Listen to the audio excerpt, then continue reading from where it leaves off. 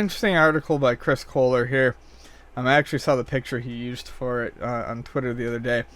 Talking about how Akihabara and game stores in Japan are drying up, and they're not the import game mecca that they once were, which is kind of sad because I feel like everyone's idealized video game vision of Japan, where you walk into the City of Lights and you go into any store and you can take your pick and choosing of any systems and get something that you're looking for. It's no longer there. Akihabara has turned into largely an anime trinket place as opposed to a video game, a retro video game heaven. It's interesting that he notes that a lot of the reason these things are drying up is due to U.S. popularity of various systems and an interest in imports. The increased prominence of eBay, which is not recent. I mean, obviously that was like early 2000s, but especially now, has led to a worldwide market where anyone who wants these imports, even if it's kind of a fraction of the gaming community, they can get it. And there are a lot of Japanese sellers that cater almost exclusively to the U.S. market. One of my favorite online ones, Rio Plan Shop, is largely catering to the U.S. market, and they sell all these imports. So what you have is, and he actually says this is one of the worst systems affected. The PC Engine, a system that I love. It's your fault. Yeah, it's my fault entirely. Blame me. So what you have is, instead of one store servicing one area, even a busy area like Akihabara, is now, say that store is now opening its doors to the entire world. And what you are left with are desolated and empty shelves. And, basically things that no one's looking to pick up. And it's going to damage them in the long run, because while they are selling to these global markets, you cannot necessarily maintain a shop if you have nothing in it.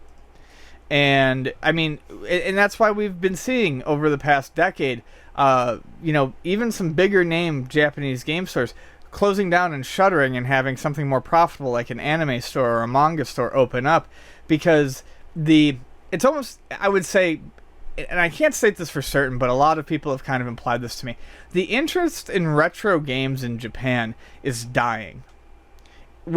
You couple that with the increased interest in retro games, import games in the US and other places like PC Engine and Super Famicom, and you end up with stores that have no way to stay open in their home country. Mm-hmm.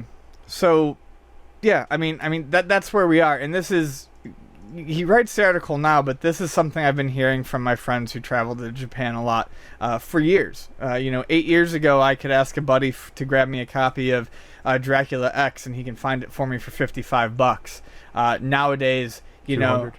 Well, if that, he even mentions it in his article. Chris is trying to find, copies of Mother, to bring home to his friends. A game that was wildly popular over there, despite not being popular here. And the few that he finds are behind glass cases now with insane price tags, because kind of like we talked about with U.S. games and things like Contra, they're leaving the shelves and not coming back to those stores. Sure. The price goes up. The U.S. market's a lot bigger, so of course it's going to be drawn out than the Japanese market, because the population is like, 6 times the size of Japan, or more, 7 times, something like that. And you have the retro game craze going on. And you see games going to Europe. You see games going everywhere. You find out, these people in Europe have NWC cards.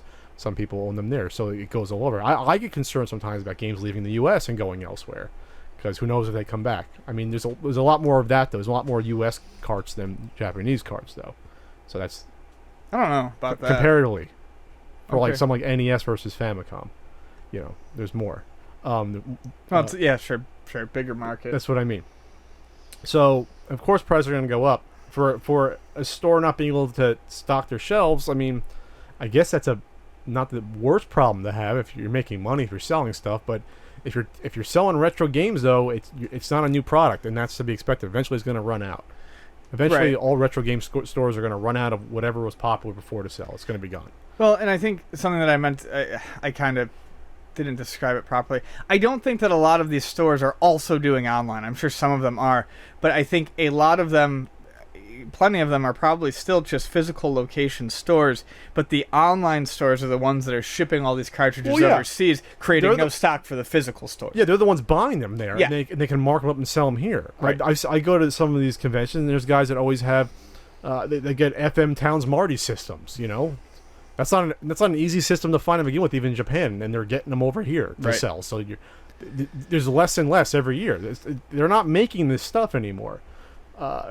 Every time you see someone making their hacked up little Samson from the Famicom version, that's one less Famicom version of the game. Yeah. You know, they're not coming back. And it's not necessarily a cautionary tale. It's just what happens with a finite supply of things. But you know, there is a very real chance that this is a possible prediction of the future for the U.S. retro game market. Oh, I think we're heading that direction. Yeah, I think so too. I mean, like I say, when I can't keep them, when I don't get when I have no Super Mario 2s or 3s for 2 weeks, something's fucking going on. Especially when I'm paying like 10 in cash, 20 in credit for them, and most people don't believe they're worth more than $8. You know, I mean, that's fucked up.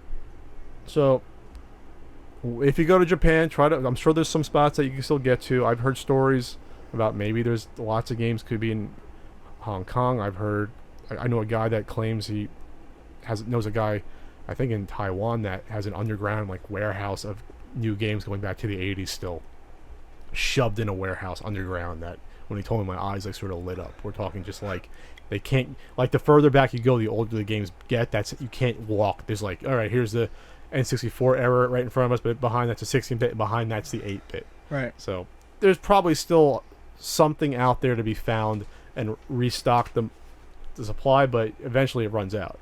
You say that, and then of course they find a bunch of Caltron 6-in-1s Yeah. in Mexico. So who knows? A month after I saw you mine. Yeah, thanks.